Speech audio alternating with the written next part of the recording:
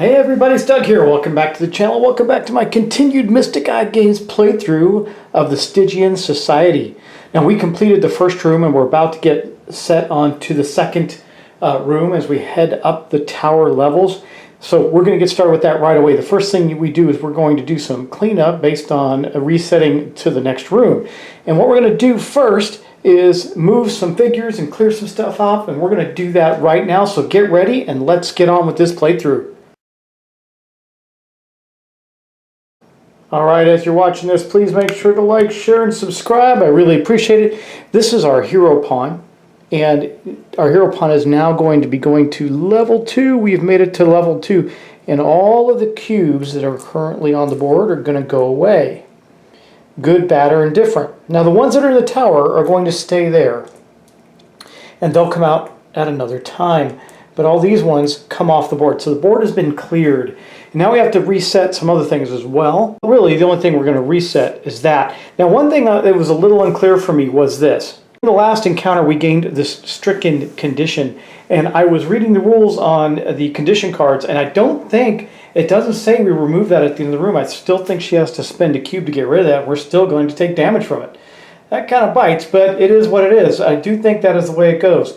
If I'm wrong about that, please tell me. I'm going to have 2 episodes out pretty much back to back, so I won't. The first one and this one I won't be able to correct until the next one, but that's okay if I did make a mistake. I can't find anything. I looked in the FAQ, didn't see anything in there, and I read through the rules on status conditions, and it didn't say anything in there. Didn't say anything in room cleanup. Didn't say anything at the end of the completing a room either. So I'm going to assume they stay, and we have to deal with them. It doesn't say anything on the card itself either. So let's move on. The first thing we're going to do is get a new room that we're going to enter. So our heroes we defeated the first room. We got the treasure, which was a deflection stone ring, and now we're going on to the next room. Now we have a big stack. You can see there's still a whole bunch of room cards. We only saw one, right? So I'm just going to pull one out at random here. We're going to see what we get. We're going into the room called Pulling Strings. Okay, well, let's take a look at that one. All right, so the first thing is you see that we're going to drop the same normal peril cubes. This one, though, we're going to add 2 peril for every 3 red, 3 yellow, and 3 black. So we're going to see more peril come up more quickly in this. So we're going to be dealing with marionettes and riders in this one. We're going to take a look at those monsters. First, here's the peril events. We're going to have a peril event of 4, 8, 12, 16, and 20. And of course, if we hit 20, we lose the end of the game. I'm going to turn this way. We're now going to have 3 yellow creatures here. And it looks like the ones in the back are black again with the riders. But we'll check them out because I'm going to go get their cards out so we can see what they do. Ooh, these are some tougher monsters. They also give out more experience than the previous monsters we fought. So these have 4 and 5 hit points respectively. So the front line, we have the marionettes. It says when we have 2 yellow cubes, we're going to deal 1 wound to the party for each marionette on the floor. Then remove all yellow cubes, dealing 1 additional wound to the party for each one removed. Wow, that's pretty rough. And then the riders. Damage inflicted to the riders is reduced by 1 for every monster in the front row. So the marionettes block the riders. We've seen this before. 3 black cubes. We add a yellow cube and a red cube to the field for each rider on the floor at the end of the turn. Ooh, wow, we got to get rid of these guys fast. They're pretty nasty. Luckily, there's only 2 of them, and I think our spell sling is going to have to go after those. Anyway, that's the room that we stumbled on into, so let's get started. Now, in this case, we can just kill these guys as quickly as possible, so I think we're going to do that. Anyway, everything's reset up. We're going to take we'll take 1 turn for this episode, so it's not quite as long as the previous one. We won't finish the room necessarily, but we'll definitely do a full round of turns. I still think it's best to go with our knight first, because he can actually do some walloping, and I do appreciate that ability that he can do. So let's we're not going to use his special weird crystal overlord ability, not right now, because it can do a lot of peril to us if there's a lot of creatures that end up on the board after he's done it. So we're just going to do his base ability, his steel fist, which is going to give us 2, and I think we'll do 1 clear one, 1 white crystal. So 2 blue, 1 white, and then we're going to have, of course, what the room dictates, which is going to be 1, 2, and 3, and let's go put those in the tower. All right, here we go. Let's see what we get. Oh man, boom, it looks like a lot of stuff came out. So we got a 2 clear here, that's good. So those are already in the tower because we only put 1 in. We got only 1 of the blue, so guess what? His ability is not going to trigger. Well, we have some luck. We can use it. We have a 2 red over here that is not going to trigger anything. We have 1 yellow, 1 black. So we're not going to trigger anything this first turn, thankfully. And we can use our luck.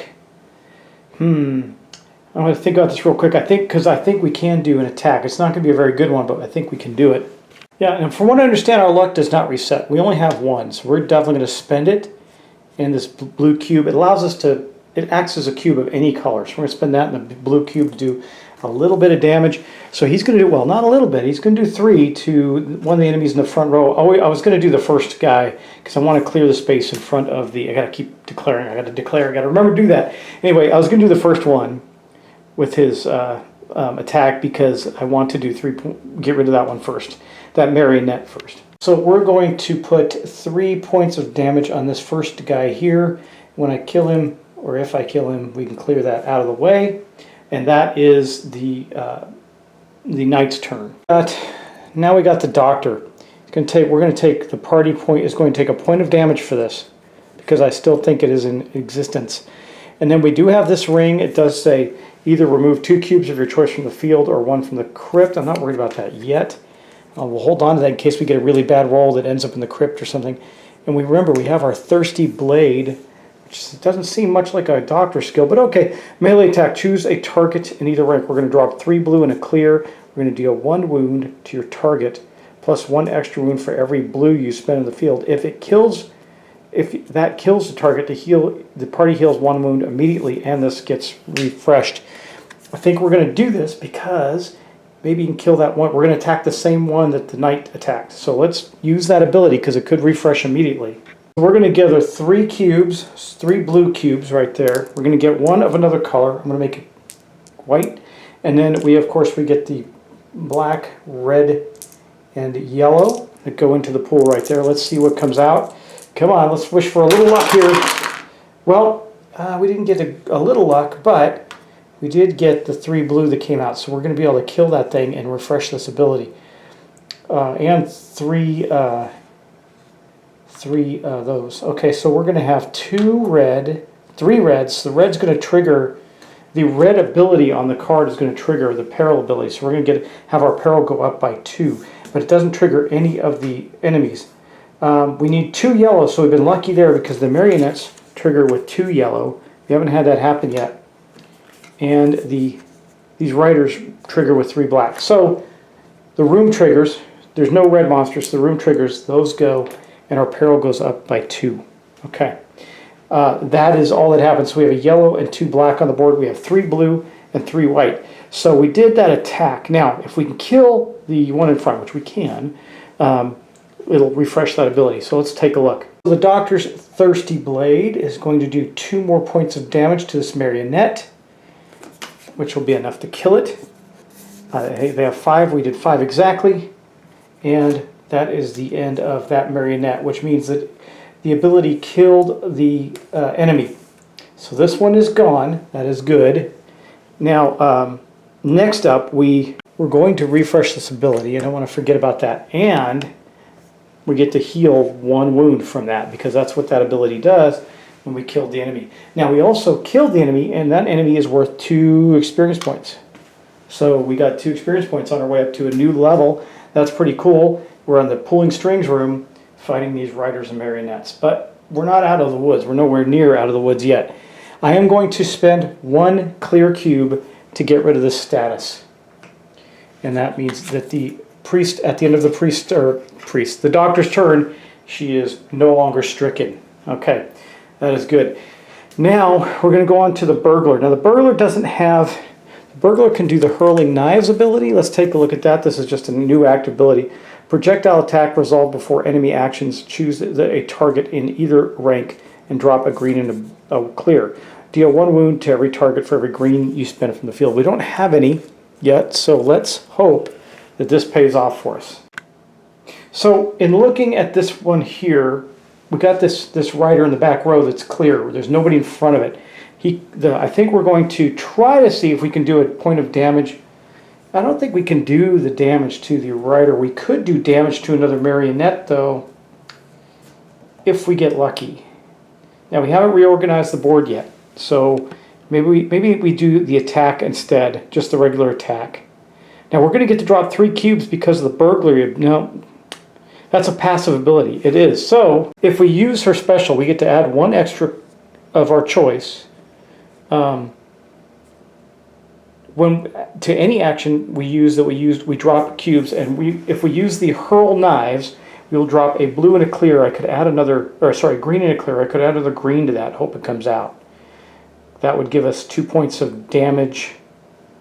Deal 1 wound to your target for every green you spend on the field. I think that's a good move because we want to kill those riders. They're pretty bad. So let's give that a try. Maybe get one of these riders part the way down, then maybe the spell sling can finish them off if we get lucky. So we're going to do that. So we're going to take a green and a clear, or green and one of our choice. So why don't we just add an extra one? So we're going to take all 3 of them in green and drop them in the tower. Now this could be a mistake because we're going to get 1 red, 1 black, and 1 yellow for the enemies. Here's what we're going to drop in the tower. Hopefully they come out. Oh, we did not. Well, we succeeded, but not very well. So we're going to have 2 reds, 2 yellows, another blue came out, and only 1 of the greens. But that still works because it says deal 1 wound for every target for every green you clear from the field. So we will use this green cube and clear it from the field to do 1 point of damage to the rider in the second row. And so, now that this rider is not protected anymore, we can do it damage, so it took 1 point of damage. That wasn't very good. I was hoping more than one of the green cubes would drop out, but they didn't. And even if we didn't use them, we could set ourselves up with the spell sling to do the quartz blast, but we're okay.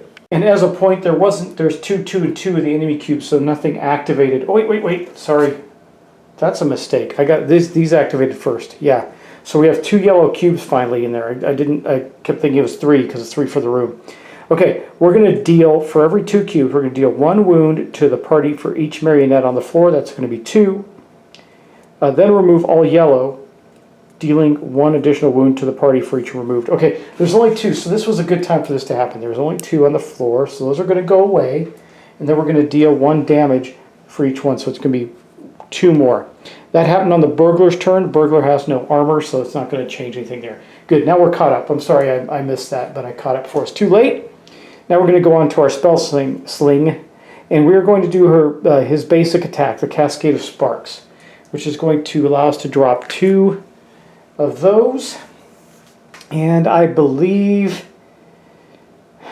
and I got to pick a target too. We'll do that before we're going to use this ability. I'm just deciding on what the other cube's going to be. I think we'll use we can use a green one to start to build this up. But we can do more damage. I think we'll use this. We'll use another one of these. Okay. Now, the problem with that is we're only going to be doing, that may not be the best deal. It might be better to do the quartz blast. I think it is. So we're not going to do that. We're going to do the quartz blast, and we're going to do it on the wounded rider, okay, in the second row. So we're going to do 2 green. I think we'll add a 3rd green on there. And that's what we'll drop into the tower. Because there's a chance that some other greens will come out. At least one can hope. But we're going to add a black, a red, and a yellow to the pool. There we go. Let's drop them in and see what happens. Oh, wow. We got a whole bunch of stuff came out. So we did get a green there. We got another red. That's 3 red. So we're going to have a problem there. 1 more yellow. 2 more black. Wow, this is going to be rough. We're going to activate a lot of things. And 2 greens. So we're going to look at the enemies first. First thing, there are no red enemies on the board. So we're just going to look at this. 3 of these will increase our peril by 2. Oh, and I forgot to, whenever an enemy activates, you increase it by 1 as well. So we would have increased it to 3 for the marionette before. Now we're going to go 4, 5. So we're at 5 right now, and we passed the first threshold. It says, if any riders remain on the floor, the active hero is weakened by their horde magic. So that is going to be our spell sling. So let's take a look at weakened. And get that out. Cursed, weakened. There is weakened. All right, weakened. For each status token on this card, remove a cube of the same color from the field, not the crypt, at the start of your turn. So how many status tokens are we going to put on this? For each status token on this card. Well, how many go on it? It says, remove status tokens from this card by spending cubes of the same color from the field at the end of your turn. I guess it'll be one for every rider. And if the riders remain on the floor, weakened twice. Okay, so there will be 2 tokens on there. And let's see, we're going to have a green, a gray, and a green. Okay, that's not the worst thing that can happen. So there's 2 on there. Yeah, that kind of sucks.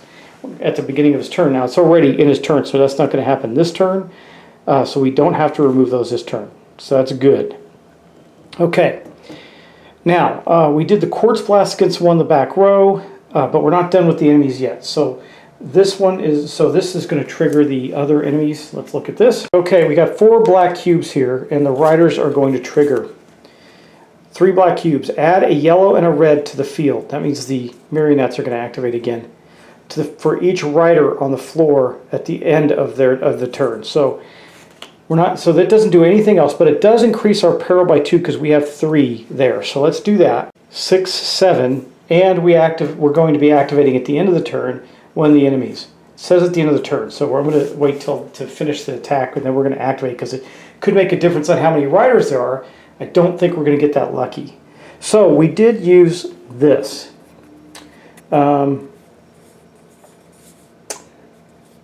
Projectile attack. Choose a target in either rank. Deal 1 wound for your target for every 3. Well, actually, we can kill one of them. That's awesome. For every 3 we spend. Okay, there are 3 on the field. Okay, so we can spend all those. Now, remember, the weakened condition isn't going to affect them this time because it says that has to happen at the start of your turn. Well, our turn already took place. So we were in the middle of our turn when those enemies activated. It wasn't the start of our turn. This will happen to us next turn. But we're going to spend all 3 of those. That's going to do 3 damage to that wounded rider, which will do 4 points of total damage and kill it. So we will get to take this one off the board as well. That means it's the end of the end of our spell sling's turn, and that means this is going to trigger. So we're going to have all 4 of those come off, because it also activated the room. Well, no, there's going to be 1 more left. Still 1 black one on there, on the room. And then we're going to add a yellow and a red for each rider, so 1 of each. So we're going to add a red and a yellow, and that means that the yellow is going to trigger these guys again. There is 2 of them. So we're going to deal 2. We're going to deal 1 wound to the party for each marionette on the floor. So, and then remove all yellow cubes. Deal 1 additional wound to the party for each yellow cube. But there's only 2, so we will deal 2 more wounds to our party. Pretty brutal. 11 and 12. So we were taking some damage. We got to definitely do some healing next turn with the doctor, I think. And that is the end of the turn. So, pretty rough turn for us, I think. Well, not that bad. We took the weakened condition. We got hit, but we're okay. And because we killed that rider, we do get another 2 experience points, so that is good. All right, now that is going to be the end of a round. So we're going to stop there, guys. I'm only going to play the 1 round this time. The tower is currently in this state. I got to flip these over and mix them back in. Boom, boom, okay. And we'll just mix them in there. Get all the tokens separated so that it's easier for me to deal with. And there we go. Okay, now that's where we're going to end it for today, guys. So thanks for watching. Thanks for subscribing. I hope you're enjoying this episode, this series of Stygian Society. I actually like this game. This game's pretty fun. It's very challenging, and I can see how you can enjoy it with multiple players making these decisions, trying to help each other out, etc., etc. And there is an additional character in the game that we're not using. There should be. I thought there were more. There's some in the expansion box too that we could use, except for the ones I think the ones in the Cursed Library are very specific. But regardless of that, this is the state we're in right now. So we're going to pick up next turn with the knight's turn again and continue on. We just got a few more enemies in this room. This room is going quite a bit better than the previous one, thankfully. So we'll see what we can get out of this. Anyway, thanks for watching. Thanks for subscribing. Really appreciate it. And please stay tuned, because I'm about to do the official relaunch of the channel. There's going to be a lot that comes out of that. So please stay tuned. There's going to be, I really, like I said, I gathered some games for myself to give away. I'm not sponsored, so the fact I'm giving away multiple copies of Marvel United has nothing to do with Simon or Kaman or whatever you want to call him, and Spaghetti West, whoever created that game. It's just because I ended up with multiple copies that I purchased that I'm going to give away to you all. And same thing with Gloomhaven, same thing with Madara. They were all... now, with Madara, they did give me a copy, but I already gave that one away, so this is actually an extra copy of that game to give to you. That was mine. So thanks for watching again. Thanks for subscribing. I really appreciate it. And by the way, Madara copy's new. It's still in shrink and everything. I will talk to you in the next episode. So please like, share, and subscribe. Thanks for watching, and I will see you in the next episode. Take care.